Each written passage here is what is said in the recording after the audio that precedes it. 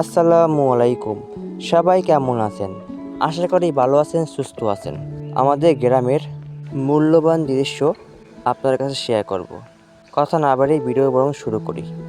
সর্বপ্রথম শুরু করলাম আমাদের প্রতিবেশীরা কী ক্ষেত দিয়েছে সেটা অনুযায়ী।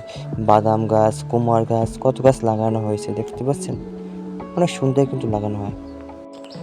তারপর দেখুন এই যে কত বড় বিশাল বড় মাঠ।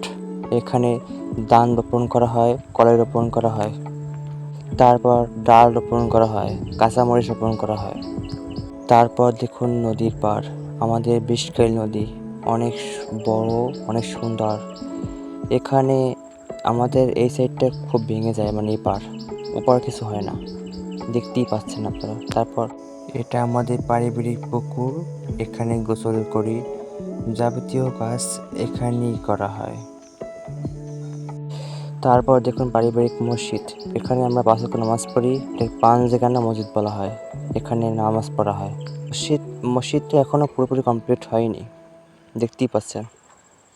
এই হলো আসল জায়গা, আমাদের গ্রামের কোটিপতি বিল্ডিং, মানে তারা খুব বড়লোক।